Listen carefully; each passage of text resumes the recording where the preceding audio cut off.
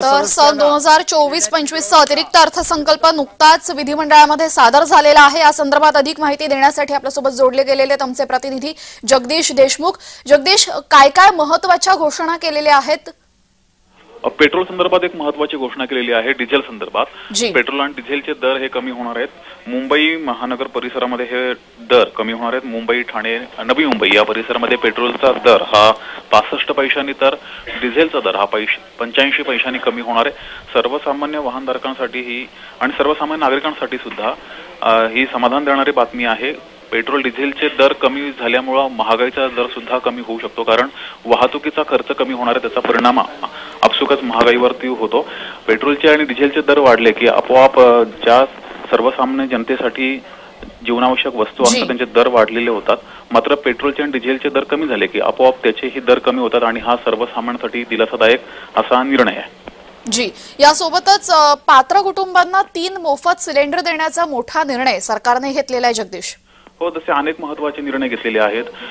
महिलांसाठी आहेत, वारकऱ्यांसाठी आहेत, शेतकऱ्यांसाठी आहेत, विद्यार्थ्यांसाठी आहेत, सगळ्यांसाठी महत्त्वाचे निर्णय घेतलेले आहेत। वारकऱ्यांसाठी प्रत्येक वारकऱ्याची आरोग्य तपासणी होणार आहे।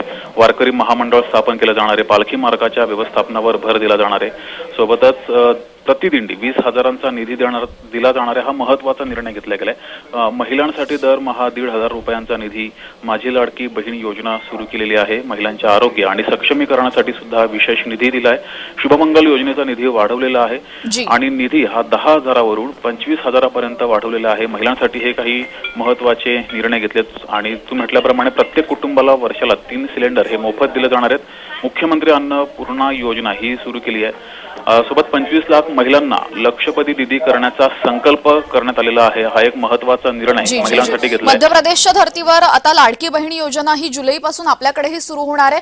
त्यामुळे ज्या पद्धतीने केंद्रामध्ये अर्थसंकल्प मांडला होता आणि महिलांना त्याच्यामध्ये विशेष स्थान, महिलांना विशेष टार्गेट करण्यात आलं होतं, त्या पद्धतीनेच हाही अर्थसंकल्प दिसतोय। त्यामुळे याचा विधानसभा निवडणुकांवर कशा पद्धतीने परिणाम होऊ शकतो? जगदीश, नक्कीच मध्य प्रदेशमध्ये महिलांसाठी हा जेव्हा निर्णय घेतला होता तेव्हा मध्य प्रदेशच्या विधानसभा निवडणुकीत त्याचा फायदा हा सत्ताधारी पक्षाला झाला होता आणि त्याच धर्तीवरती महाराष्ट्रात सुद्धा घेतलेला आहे। मात्र केवळ माझी लाडकी बहीण योजनाच नाही तर इतरही महत्त्वाचे निर्णय महिलांसाठी घेतलेले आहेत। नव्या शैक्षणिक वर्षांपासून मुलींना मोफत शिक्षण दिले जाणार आहे, हा सगळ्यात महत्त्वाचा निर्णय आहे। सोबतच ई पंचनामा प्रणाली कार्यान्वित होणार आहे। आर्थिक दुर्बल घटक या घटकातील ज्या मुली आहेत त्यांना मोफत शिक्षण दिलं जाणार आहे, हा एक महत्त्वाचा निर्णय आहे। आणि महिलांना रिक्षा खरेदीसाठी अर्थसहाय्य दिलं जाणार आहे। हे महिलांसाठी काही विशेष महत्त्वाचे निर्णय घेतले गेलेत त्या अर्थसंकल्पात आणि शेतकऱ्यांसाठी सुद्धा काही महत्त्वाचे निर्णय त्यामध्ये। जगदीश, इंधनासंदर्भात आपण पहिलेच वक्तव्य केलेलं होतं की इंधनाचे दर हे सर्वसामान्यांच्या आयुष्यावर मोठा परिणाम करतात आणि त्याच संदर्भात अजित पवारांनी आज जी घोषणा केलेली ती आपण प्रेक्षकांना एकदा दाखवूयात। जी,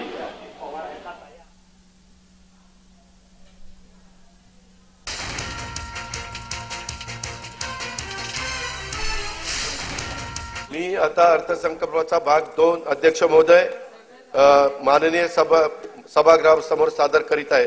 सन 2023-24 या आर्थिक वर्षासाठी राज्याचा स्वतःचा कर महसुलाचा सुधारित अंदाज 3,26,397 कोटी रुपये आहे।